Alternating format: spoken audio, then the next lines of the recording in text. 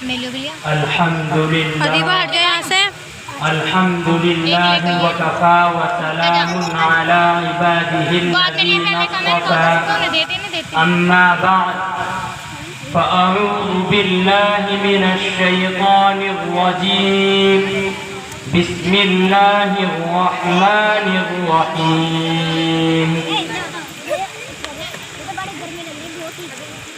إن الله لا يغير ما بقوم حتى يغيروا ما بأنفسهم وإذا أراد الله بقوم سوءا فلا مرد له وما لهم من دونه من وال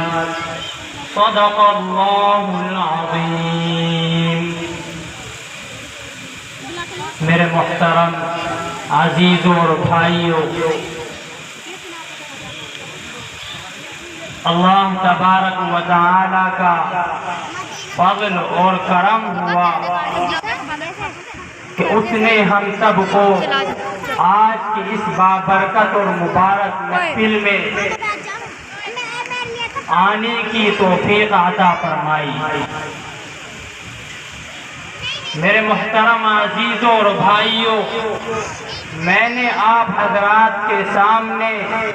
قرآن مقدس کی ایک آیت کریمہ تلاوت کی ہے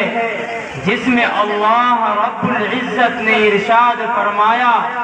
کہ اللہ تبارک و تعالی کسی قوم کی حالت کو اس وقت تک نہیں بدلتا جب تک کہ وہ قوم خود اپنی حالت کو بدلنے کی فکر نہ کر لے، اور جب اللہ تعالی کسی قوم کی گرفت کرنے پر آتا ہے، پکڑ کرنے پر آتا ہے، تو پھر دنیا کے اندر کوئی ایسی طاقت نہیں ہے جو اللہ تبارک و تعالی کی گرفت سے، پکڑ سے اس قوم کو یا اس شخص کو بچا سکے سوائے اللہ تعالی کے. میرے محترم بزرگوں اور دوستوں، پتہ چلا کہ اللہ تبارک و تعالی نے دنیا کے اندر ہم سب کو جو بھیجا ہے وہ اپنی عبادت اور بندگی کے لیے بھیجا ہے. اللہ تبارک و تعالی نے دنیا کے اندر ہم سب کو بھیجا ہے، وہ اپنے بتائے ہوئے طریقے پر چلنے کے لیے بھیجا ہے. اللہ تبارک و تعالی نے ہم سب کو دنیا کے اندر جو بھیجا ہے وہ قرآن کریم کی اس آیت کے مطابق عمل کرنے کے لیے بھیجا ہے جس میں اللہ رب العزت نے ارشاد فرمایا وَمَا خَلَقْتُ الْجِنَّ وَالْإِنسَ إِلَّا لِيَعْبُدُونَ، کہ میں نے جنات اور انسان کو محض اپنی عبادت کے لیے دنیا کے اندر بھیجا ہے کہ وہ دنیا میں جا کر میری عبادت کرے، دنیا کے لہو و لعب، دنیا کی زیب و زینت، دنیا کی مستی، دنیا کی عیش و عشرت میں نہ پڑے، دنیا کے لہو و لعب میں زندگی کو نہ گزارے. وہ دنیا میں گئے ہیں تو میری عبادت کرے. میں نے اپنے نبی کو اپنا طریقہ دے کر بھیجا ہے، میرے نبی کے طریقے پر زندگی گزارے. میرے نبی نے جو طریقہ بتایا ہے اس طریقے کے مطابق اپنی زندگی گزار کر اور جنت کا راستہ پائے. میرے محترم عزیزوں اور بھائیوں، اللہ تبارک و تعالی نے ہم سب کو دنیا میں اپنی عبادت اور بندگی کے لیے بھیجا ہے، نہ کہ اس لیے کہ ہم دنیا میں آ کر دنیا کی مستی میں پڑے، دنیا کی لہو و لعب میں پڑے. اللہ نے اس دنیا کو سجایا ہے، سنوارا ہے، چار چاند لگائے ہیں اس وجہ سے تاکہ ہم اللہ کی قدرت کا مشاہدہ کریں اور اللہ کی قدرت کا نظارہ کر کے اللہ کو پہچان سکیں اور پھر اس کی عبادت میں مصروف ہو کر اس رب خدا کو راضی کر کے جنت میں جانے کا اپنا راستہ طے کر لیں. میرے محترم بزرگوں اور دوستوں، لیکن آج اس کا الٹا ہو رہا ہے. اللہ نے جس مقصد کے لیے دنیا کے اندر بھیجا تھا، اللہ نے جس مقصد کے لیے دنیا میں ہم سب کو پیدا فرمایا اس کا الٹا ہو رہا ہے. بالکل اللہ نے کہا دنیا میں جا کر میرا بندہ میری عبادت کرے گا، میری بندگی کرے گا، میرے نبی کے بتائے ہوئے طریقے پر چلے گا. لیکن آج ہم غیروں کا طریقہ ہمارے اندر، مغربی تہذیب و تمدن کو اپنانا ہمارا شیوا بن چکا ہے۔ میرے محترم عزیزوں اور دوستوں، غیروں کا طریقہ ہم نے ایسے اختیار کر لیا ہے گویا کہ وہ ہمارے نبی جیسے ہمیں بتا کر چلے گئے ہو، حالانکہ غیروں کے طریقے میں رائے کے دانے کے برابر بھی کوئی فائدہ نہیں ہے۔ ہمارا آئیڈیل حضرت محمد صلی اللہ علیہ وسلم ہے اور قیامت تک رہیں گے میرے محترم عزیزوں۔ لیکن آج ہم دنیا میں آ کر اپنا آئیڈیل آج کے ان ہیرو کو بنا لیا ہے جو چند چیزوں کے لیے اپنی زندگی کو قربان کر دیتے ہیں، اپنی ساری زندگی کو بیکار کر دیتے ہیں، اپنی ان کی ساری زندگی، ان کی ساری نشو و نما پیسوں کے لیے ہوتی ہے۔ ان کو ہم نے اپنا آئیڈیل بنایا ہے، اس لیے ہماری زندگی بھی صحیح راستے کے بجائے غلط راستے پر جا رہی ہے۔ میرے محترم عزیزوں اور دوستوں، اگر آج ہم اپنی زندگی کو آپ علیہ السلام کے مطابق گزاریں گے، آپ علیہ السلام جن چیزوں کو بتا کر گئے ہیں، جو سنتیں بتا کر گئے ہیں، ان کے مطابق ہم گزاریں گے تو خدا کی قسم دنیا ہی کے اندر ہم کامیابی کو قدم چومتے ہوئے دیکھیں گے۔ اور اللہ تبارک و تعالیٰ نے ارشاد فرمایا قرآن کریم کے اندر، وَأَنْتُمُ الْأَعْلَوْنَ إِن كُنتُم مُؤْمِنِينَ، اے مسلمانوں کامیابی تمہارے قدم چومے گی، تم ہی سر بلند رہو گے، تم ہی دنیا میں کامیاب و کامران رہو گے اگر تم سچے پکے مومن بن کر رہے دنیا کے اندر۔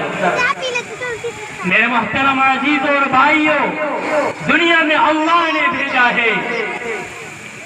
تو جس مقصد کے لیے بھیجا ہے اس مقصد کو پہچانے، اپنے اللہ کو پہچانے۔ اس دنیا میں آئے ہیں تو اس اللہ کو راضی کرے جو ہم سب کا مالک ہے، ہم سب کا خالق ہے، ہم سب کا رازق ہے، جو ہم سب کو پالتا ہے، ہم سب کا پالنہار ہے۔ اس اللہ کو ڈھونڈے ہم دنیا کے اندر۔ اس دھوکے کے گھر، اس مچھر کے پر کے اندر کچھ نہیں رکھا ہے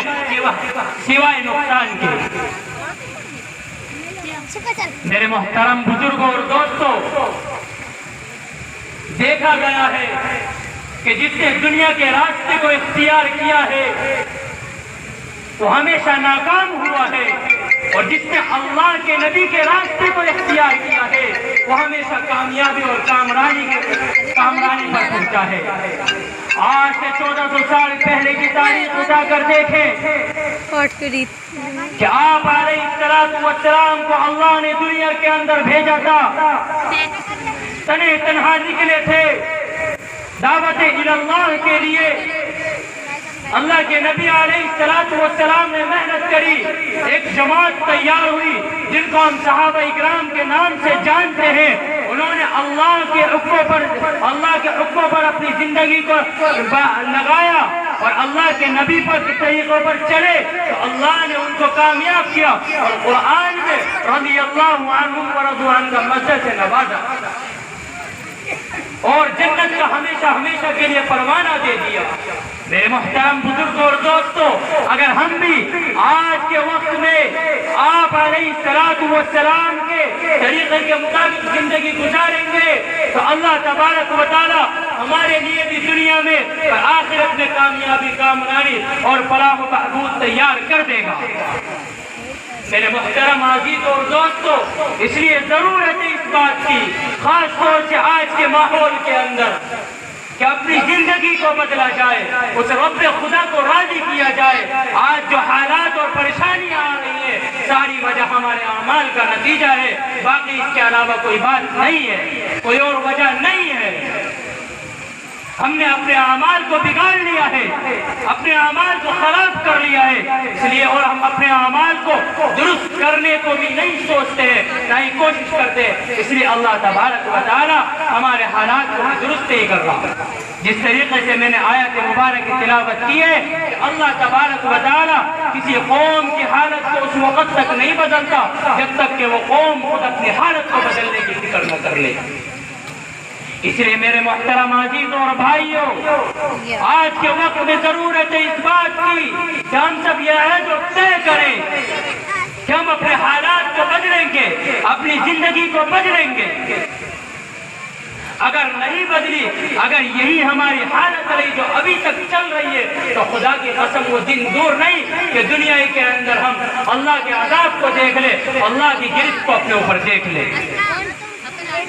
اس لیے اللہ کے عذاب کے آنے سے پہلے پہلے، وہ دن دیکھنے سے پہلے پہلے، وہ دن آنے سے پہلے پہلے ہم سب کو اپنی زندگی میں اپنی زندگی کو بدلنے کی ضرورت ہے، اپنی زندگی کے اندر سنت نبوی کو داخل کرنے کی ضرورت ہے، اپنے اللہ کو راضی کرنے کی ضرورت ہے۔ اس کے ہوئی نا بھی اس لیے میرے محترم عزیزوں اور بھائیوں، ہم یہی درخواست کرتے ہیں کہ اپنی زندگی کو بدلا جائے، اللہ کے مطابق اپنی زندگی کو بنایا جائے، سنت نبوی کے مطابق اپنی زندگی کو گزارا جائے، تاکہ دنیا بھی ہمارے قدموں میں آئے اور جنت میں جانے کا راستہ دنیا ہی کے اندر ہمیں مل جائے۔ میرے محترم بزرگوں اور دوستوں، چنانچہ مجھے ایک واقعہ یاد آیا اسی بات پر کہ آج ہم دنیا کے پیچھے بھاگتے ہیں تو دنیا ہم سے دور بھاگتی ہے، اور اگر ہم نے دنیا کو چھوڑا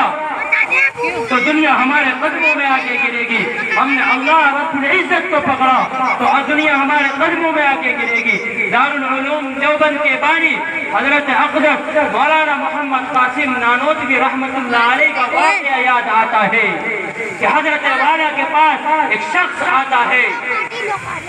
وہ اشرفی لے کر آتا ہے، ہدیہ تشکر پیش کرتا ہے، حضرت والا قبول نہیں کرتے ہیں۔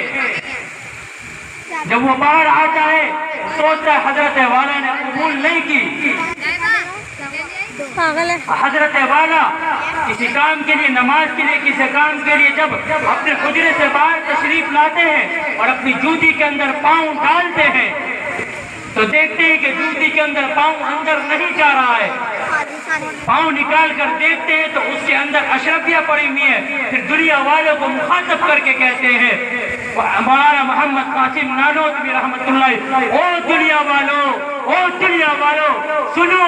اور دیکھو، جس چیز کے پیچھے تم بھاگتے ہو آج وہ قدموں میں آ کے گری ہے۔ یاد رکھو، اس دنیا کو جتنا چھوڑو گے اتنا یہ قدموں میں آ کے پڑے گی، ذلیل ہو کے آگے پڑے گی، اور یہ آج ذلیل ہو کے پڑی ہے کہ قاسم نانوتوی تو ہمیں قبول کر، ہم ذلیل ہو کے تیرے قدموں میں آگے پڑے ہیں۔ اس لیے میرے محترم عزیز و دوستو، یہ دنیا کچھ نہیں ہے، اللہ رب العزت کی طرف دوڑیں گے، سنت کے مطابق زندگی گزاریں گے تو دنیا قدموں میں آ کے گرے گی۔ اس لیے محترم بزرگوں اور دوستو، آج ہم سب کو ضرورت ہے کہ ہم سب اللہ کے حکموں کے مطابق چلیں، اپنی زندگی کو بدلیں، گناہوں سے توبہ کریں، اور اپنے علماء سے مشورہ ان کے پاس آ کے بیٹھیں، اس لیے کہ علماء کے پاس آ کے بیٹھنا ایسا ہے کہ کچھ نہ کچھ انشاءاللہ پھل ملے گا۔ کہ عالم فرما رہے تھے کہ عالم کی مثال ایسی ہے کہ وہ عالم کے پاس پھل ہے، عالم پھلدار درخت ہے، لیکن وہ اپنے پھلدار درخت سے خود پھل کھائے یا نہ کھائے، لیکن اگر کوئی عالم کے پاس بیٹھتا ہے تو وہ ضرور دے دیتا ہے۔ اس لیے علماء کے پاس آ کے بیٹھیں تو اپنی زندگیوں کو تبدیل کریں اور توبہ کریں، اللہ کی طرف رجوع ہوں۔ اللہ تبارک و تعالی ہم سب کو ان چند باتوں پر عمل کرنے کی توفیق عطا فرمائے، اور گناہوں سے توبہ کرنے کی ہم سب کو توفیق عطا فرمائے، اور جتنی آفات اور مصیبات آ رہی ہے ان سے ہماری حفاظت فرمائے۔ وآخر دعوانا الحمدللہ رب العالمین۔ ماشاءاللہ۔